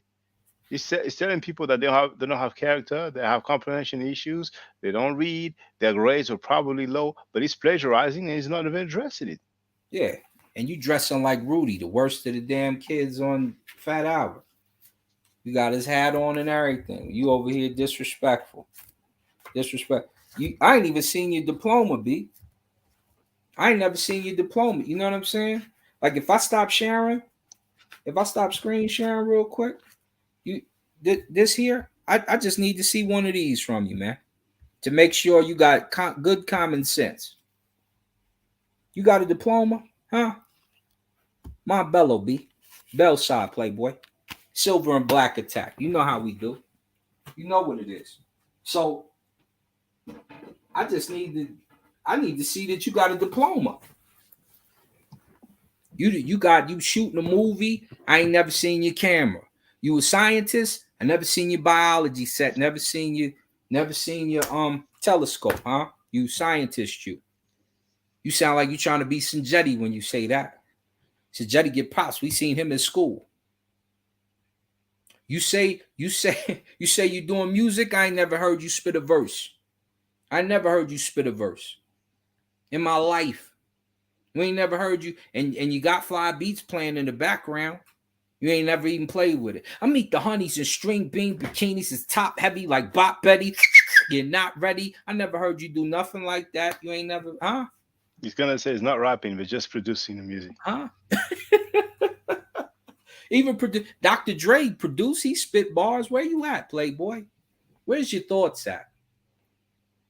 What I see is books you copy. And if that's what we're doing, we're copying people's books and pushing them around the city. That's what we're doing. You should stop doing it. Because it's a bad look on the community. It looks real bad when you're doing that. You're gonna have to work a bit, man. You got work to do, Playboy. That's all I could tell you. You got work to do. Got a lot of work to do. Show me a lens. You got a lens? Buy an SP card. If you pull out a camera like mine, pull out one of these SP cards, man. Pull out one of these. That way I know you're really doing some real work, man. Real talk. And with that said, I'm gonna let you do what you do, brother Ma'at. I'll probably live stream again tomorrow because that was like 1 hour 50. So I've changed the title anyway. I've put free discussion. So tomorrow I will just address briefly the Egyptomania and Egyptology. But that was a good bill. So, well, maybe we will see his degrees or diplomas or certificate, so he can validate him stating that he's a historian and a linguist, that would be interesting, because those guys whose accomplishment he's seemingly diminishing by saying that it's very basic and very narrow, they earn those diplomas, they earn those degrees, whether it's master's degree or PhD, they've earned it. So they are not faking the funk, so it's gonna be interesting because, like, will he have the courage to go publicly and say, well, I said I was a historian, but I'm not. It was inaccurate, it was wrong. And if he says that, then what was the reason? What was the motive for him saying that? Oh man, he got something on his hand, man. Don't start none, won't be none, That's Dr. right. Dr. Campbell's critique uh, comes up as complaining like a woman venting after her day at the job. How disrespectful. And then he's going to use the term Negropean. But I have yet to hear him say disrespectful comments, sideways comments like that towards Europeans. But then he's going to use the term Negropeans. Just disrespectful, man. You too old to be doing that. You too old to be doing that. And that's why Mario Beatty had to blast you into outer space somewhere. He put you on Saturn or something crazy because you came in there. You thought you was Dr. Ben. You was still in Dr. Ben's quote. I don't teach. Stop. You're right. You don't teach. You steal. When you steal, you get your hand cut off. You get it. Put that down. That's what we do to children who steal stuff. Stop stealing. You're speaking on my eye, and it say, I think 4 times, don't steal in my eye, in the 42. Without going beyond the 42, will tell you about 4 times, don't steal. And what you do? You out here stealing and taking. Oh, bad behavior, child. And that's the thing. We expect good. We expect greatness from you. We expect greatness from you. And you need to produce some greatness. You need to produce some greatness. I give you something simple to do. Come on the live with me and Smash and help us translate some Medu Nature. Me, Smash, Shaka, and Dougal, and Ujao. Bring Ujao just so you feel comfortable. Come translate some stellars with us. Come get down with us. I'd rather see his degree first. I'm very curious. Well, you don't even need no degree for that. Because I told y'all. No, it's true. It's true. You don't need a degree to translate the Medu Nature, but since he stated that he's a historian and an anthropological linguist, I'm just curious, Right. Since you did the work, since you reconstructed the Afro-Asiatic, you ain't even used the Afro-Asiatic stuff that's already been reconstructed from Proto-Afro-Asiatic, from the book I just pulled up, from the scholars who did it. You ain't even used none of that in your book. You probably don't have access to the book I pulled up. You should. You should. I know you'll find it now. After the homie say, you see what Asar said about you, Asar? Shaka calling you Imho fake. Go find the books, man. Just do the work. We want you to do the work. I told you, it's 2,400 attestations. I'm not looking up all 24, and there's probably more because I told you I've been digging through the Maasai language, finding cognates.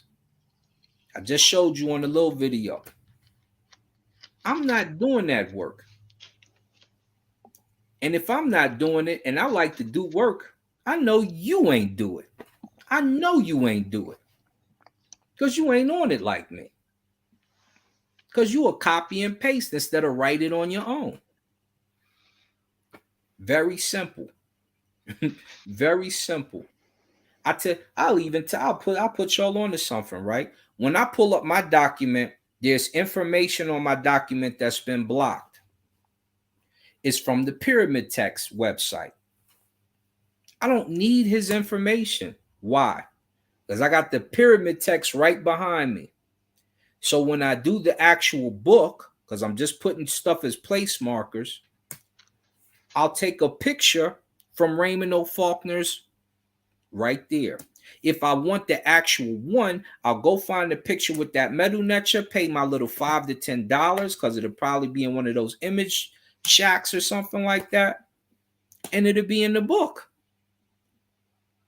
You just wholesale copy and paste it, cut and paste till you got a phone call. You probably thought your dad was calling you. You did something wrong. Oh, probably start looking around the house like this. You were scared. Why don't you come on my show and do an interview? No, there's a lot of people who want to hear from you. I bet they do because you just stole a book. You stole the brother's book too. And then after you stole a book, you start talking crazy about these cats. But the cat you rely on, no disrespect to our brother Mboli, you took the fake words from Mboli and tried to pass them off wholesale as correct. And so this is why we got a funny taste in our mouth about you right now. It'll come out. Like I said, black people is always forgiving. They're gonna love you regardless. It don't matter what you do. That's my mans. I rock with them. And some wrong information and some bad methods. Stop stealing, B. Stop investing is not a good methodology. Right. I done seen black folks tell. I'm just trying to tell you, so as soon as Joshua King and Consul and them made that video, I bet you played Project Pat about 6 times that night. I done seen black folks tell, because you knew you was caught. You knew you got busted. And I knew you, I I already knew. Because I asked Consul, I said, yo, it's your man's, right? You introduced me to him. I'm finding this information the same as this. I said, I don't really care, but damn. So, you know, at some point in time, you got to put your foot down and just do the man thing and write your own information. It's very simple. It's very simple. If I start to get into that book and go over the different steps, you don't have 5 of those steps in your book. You don't have 5 of those steps in your book.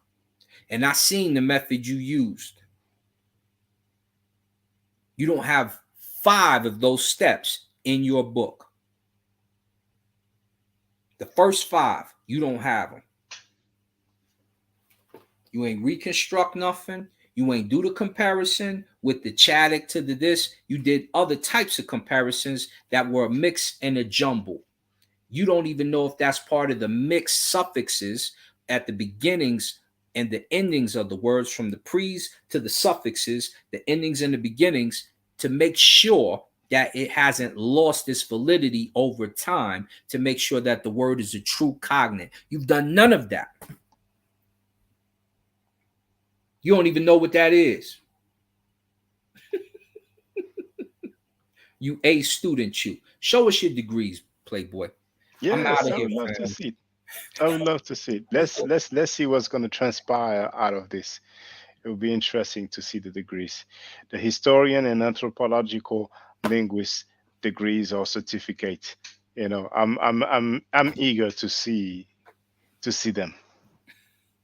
Don't even say science if you don't even have a Corsair degree for certificates. That's what I'm gonna tell y'all. That little certificate I got right there, that particular class, I took it for a reason.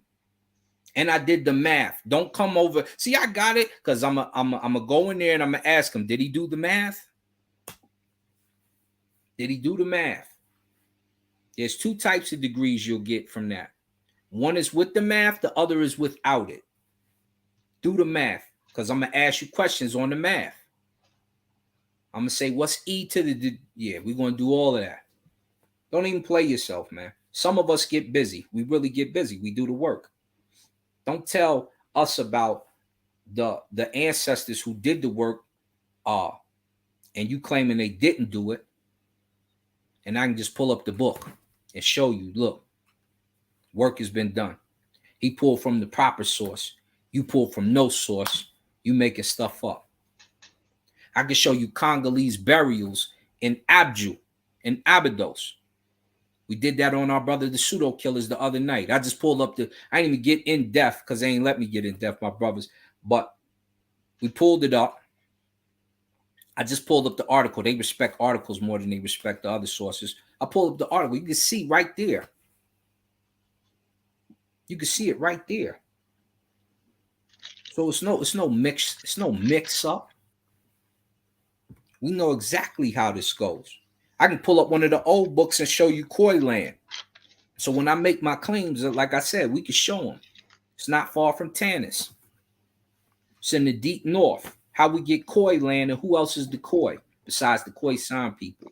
So when I say stuff like that, know that, yeah, we've done the work. Know that, yeah, we was the ones saying that. I ain't seen no other claims from anybody saying that before. Know that, yeah, you're not going to find that in somebody else's book. Know that, yeah, we found all your information in about 5 different books. How we do that? How we do that, my brother? All right, then. Please feel free to make your closing remarks. If you have any. Uncle the Jet, Uncle Jocelyn up. Support our brothers. Support this brother right here. Make sure you do his class. It's only $10. What are you doing? Jump on that like yesterday. Make sure you study Coptic, the last form of ancient Egyptian. Make sure if somebody tells you that there's something, they can pull up their certificates or their degrees or whatever they claim to be. Make sure when you're reading information that when you read it, you take one of the sentences, make sure it's not a citation. You put it in Google and make sure it doesn't pull up somebody else's book. Imhotep. All right, brother. I'll see you soon. Let me tell. Yes, yes, and thank you very much. Duas and E Hotel. Well, brothers and sisters, thank you for being there. Stay safe, stay healthy, and if I am allowed to, by the nature, I will definitely holler back at you for the menu lecture classes. You have the email address in the description. Yes, $10 for 1 hour class. If you are interested, then holler at me. If not, it's all good. Hotep.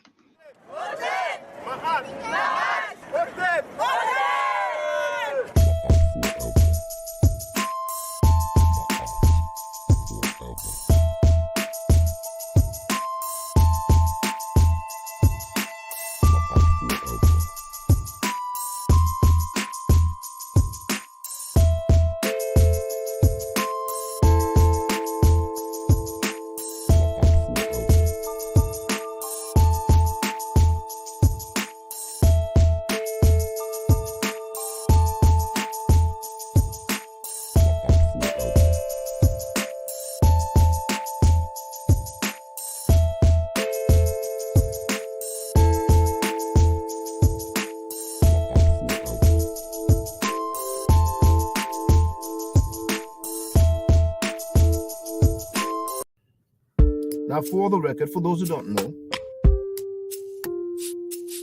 I'm giving Medu Nature classes. And here, that's the flyer. Okay? So, those who are interested, feel free to holler at me. If you're not interested, it's cool. But I recommend that everybody who has not yet seen the video Kemet and Ma'at before Judaism, Christianity, and Islam, then watch it. It has about 300,000 views and really deserves to have a lot more. I just want to let everyone know who's listening in now and who's going to listen to this stream in the future. I just had my first Meta Nature class by Brother Shaka today, and I've had other Meta Nature lessons by other teachers, and I can tell you right now, the brother is the best in the game. He is that was one of the best classes I've ever had, ever. So if you're interested in learning the Meta Nature, if you're interested in getting the basics of it, Brother Shaka is an awesome teacher. Get with him, and it's extremely affordable. This brother is giving us his time and his skills, and he's basically giving it away. I mean, I just consider it a donation. You know what I'm saying? So if anybody's interested in learning the Meta Nature, get with this brother right here. He's an awesome, awesome, awesome teacher. And I'll end with that. Hotep Senu, Hena Senut. This is Julie, also known as Servant of Yah, and I'm currently taking the Medu Neture classes with Brother Shaka, and it has been an amazing experience. Only 2 lessons so far, and I feel like I've been taking the classes for months, just with the how in depth he goes into the vocabulary words, the construction of the language, the grammar. It's been immeasurable, the experience. And one thing that comes across, hands down, is his extreme passion for teaching this to anyone who is willing to learn and has an interest in learning. So I highly suggest, if you are interested, even a minimal interest, that you subscribe to the classes with Brother Shaka. It's such a nominal amount for how much you get. I know, like, our last class was over 2.5 hours. It felt like 2 minutes, but because that's how, involved you are in what he's teaching and how he teaches and how compassionate he is about what he teaches. Also with sharing materials free of charge, no question, no doubt. It's just what he does. He doesn't have to, but he does. And so I just wanted to give a short testimonial about the class and the effectiveness of the class, and all of that is attested to how studied Brother Shaka is. So I highly recommend anyone with a minimal interest that you do sign up for the Medu Neture class. Hotep. Don't forget to subscribe to my channel, which is Ma'at Forever. Don't forget to watch the video entitled Kemet and Ma'at. Don't forget to share Kemet and Ma'at on my channel on Twitter, Facebook, Instagram, WhatsApp, or other social media that you use. Email, text messages, you name it. Those who wish to donate can do so on paypal.me/Ma'at Forever.